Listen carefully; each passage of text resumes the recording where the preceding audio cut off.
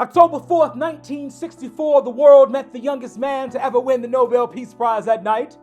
A 35-year-old minister who turned his ministry into a movement for civil rights. Some called him a troublemaker, most a dreamer, but many knew him as a king.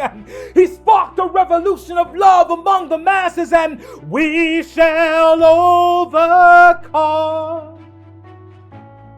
was the anthem they would sing. And yes, it was more significant and exciting than Tom Brady or LeBron winning another championship ring. So while we are at the house of the Lord, rightfully worshiping our Heavenly Father who reigns supreme, I must ask you today in 2021, how many of you will stand tall for Martin's dream? You see, since the 60s, we've been asleep. We've been suffering from a multi-year hibernation, excusing our inaction through procrastination, waiting on our 40 acres and a mule from the government as our compensation.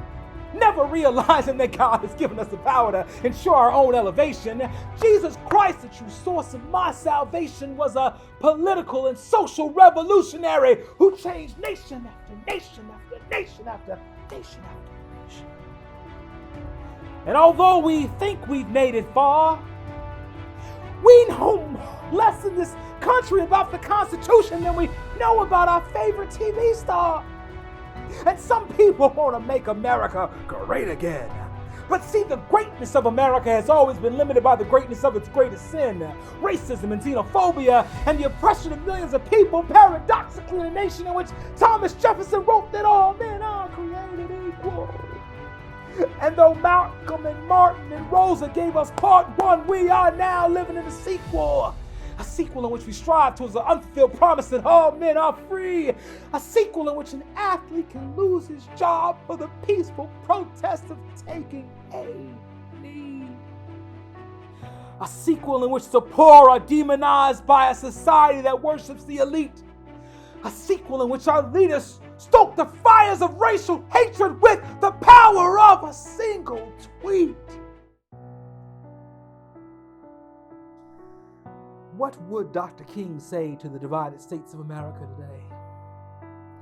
Love God, love your fellow man, and in the end you will display the true promise of this great land to a world in disarray. But see, social progress doesn't come from one protest. It must be one every single day. So we fight for freedom, and we fight for justice, and we're never gonna stop. Because we remember the preacher whose faith in God took him to the mountaintop. We've got some difficult days ahead, but it really don't matter with me now, 'cause I've been to the mountain. I don't mind. Like anyone, I'd like to live a long life. Longevity has its place, but see, I'm not concerned about that now. I just want to do God's will.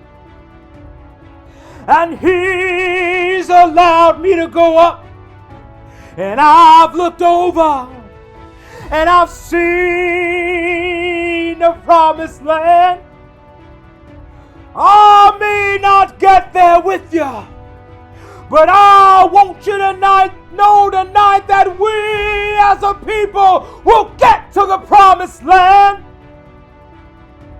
And so I'm happy tonight.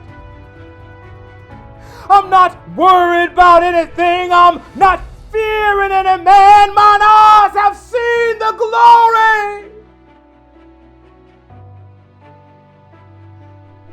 of the coming of the Lord.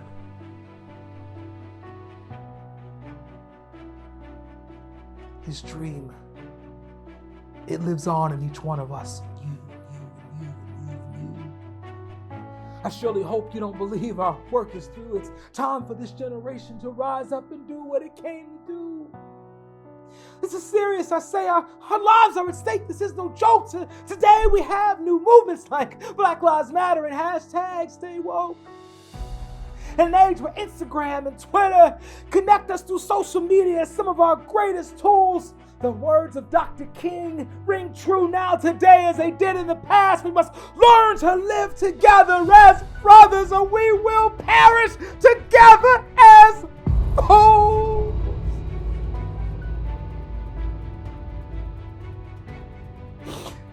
although we came on different boats,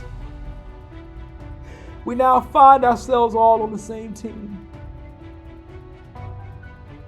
So I must ask you today, in 2021, when it's time to stand up,